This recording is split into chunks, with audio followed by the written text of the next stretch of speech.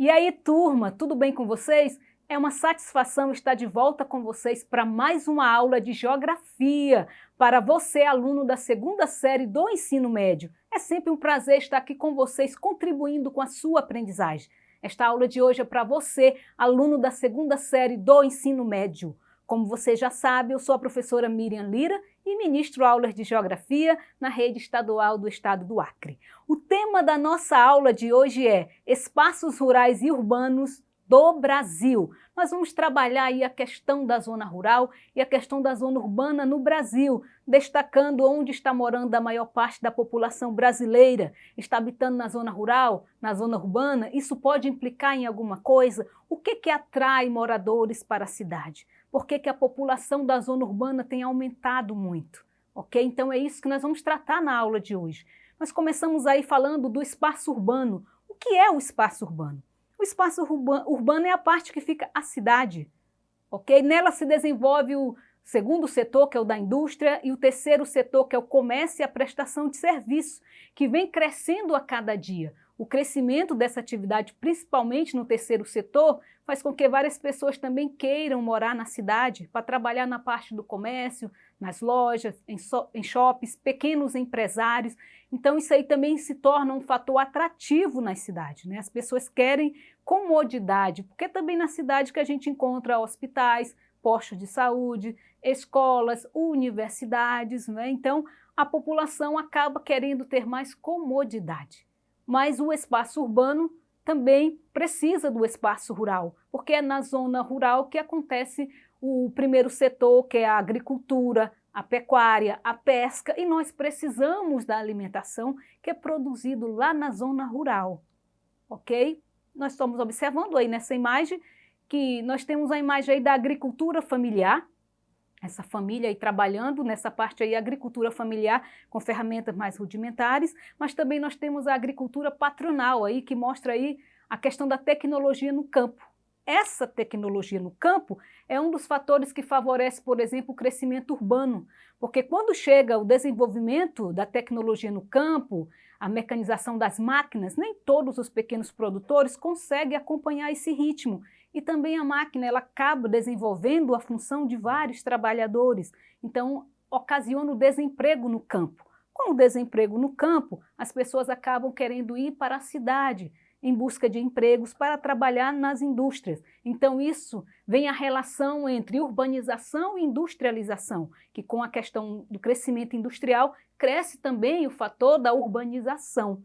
Esse deslocamento do campo para a cidade é bem conhecido. A gente conhece como o êxodo rural, aqui no Brasil. Esse gráfico aí está mostrando a porcentagem de pessoas que moram na cidade e a porcentagem de pessoas que moram no campo. Nós temos aí 80,4% da população brasileira residindo na área urbana, 15,6% na área rural. Isso mostra que a cada dia esse aumento populacional na zona urbana tem crescido por conta desses fatores que eu acabei de citar para vocês. É algo preocupante? É.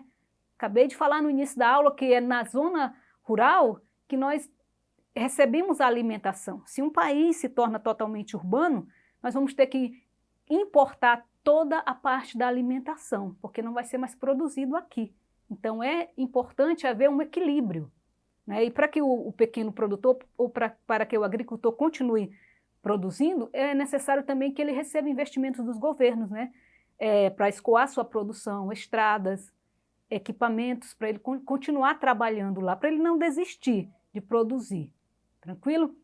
Mas o início do processo de urbanização no Brasil começou aí por volta do século XIX, né, com a questão da industrialização. Nós sabemos que a industrialização no Brasil foi tardia, quando a gente fala industrialização tardia, quando já estava desenvolvendo em todos os países da Europa, aí que foi chegar aqui no Brasil. Então, meados do século XIX, aí 1930, que começou o processo de industrialização no Brasil. Já em meados do século XX, né, ela se tornou mais intensa, com esse deslocamento de pessoas do campo para a cidade, no processo conhecido, uma migração conhecida como êxodo rural, ok?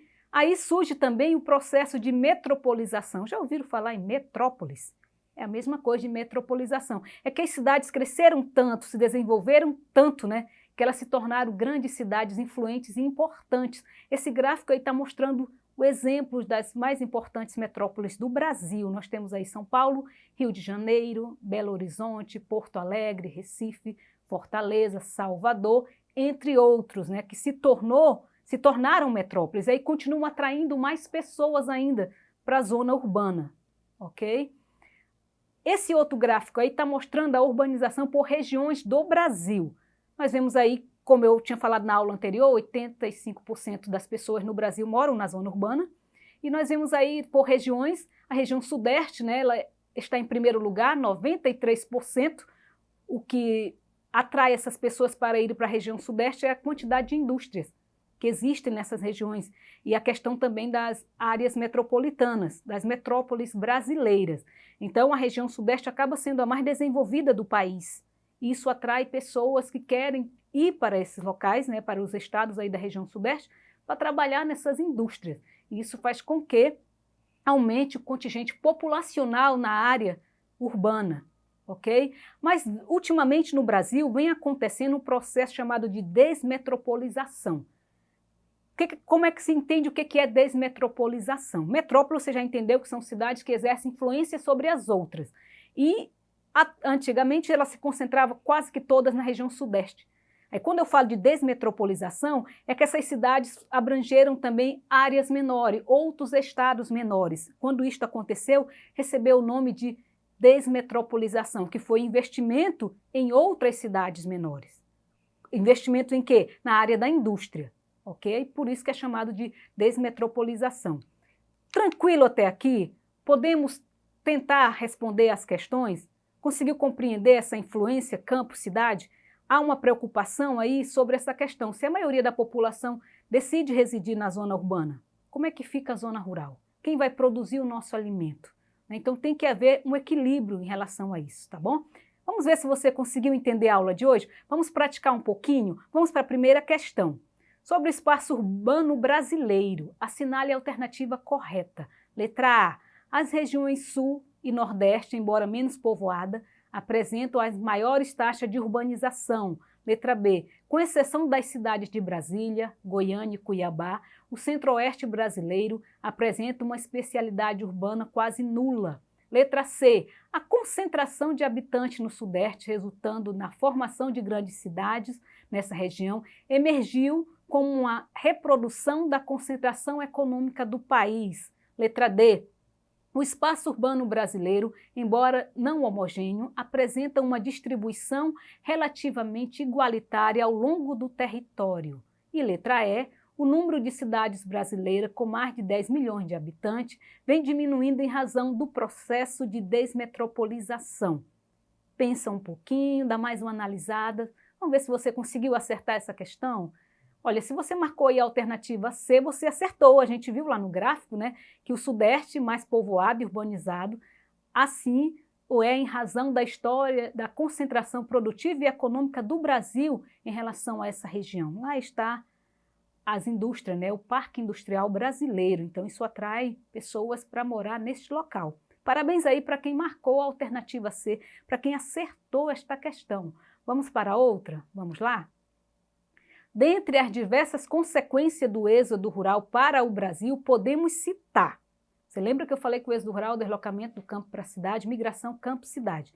O que isso ocasiona? Letra A desaceleração do processo de urbanização. Letra B, aumento dos índices de desemprego no Brasil. Letra C, o aumento da quantidade de trabalhadores rurais. Letra D, a diminuição dos problemas agrários no campo. Letra E, o aumento de propriedades rurais disponíveis para a venda.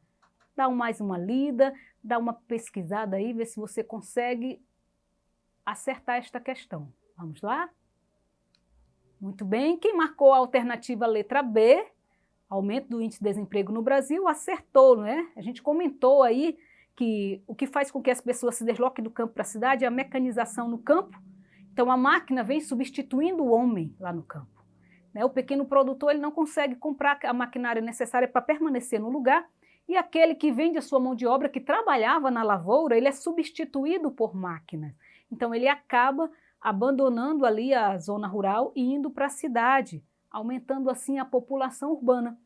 Essa chegada de pessoas do campo para a cidade cresce de maneira sem nenhum tipo de planejamento, então vai aumentar vários problemas, tanto os ambientais, como a gente vai ter aí a poluição do ar, quantidade de automóvel, a queima das indústrias, vai aumentar ilhas de calor, inversão térmica, chuva ácida, mas não é só problemas ambientais. A gente também pode encontrar na cidade problemas sociais, o principal deles é o desemprego. A gente pode encontrar também a questão da violência, que vem em função também do aumento de população na zona urbana, né? A questão habitação, as pessoas não conseguem comprar uma casa melhor e aumenta também a questão dos bairros periféricos, né, na cidade. Então esses são problemas ocasionados pelo esse deslocamento do campo para a cidade.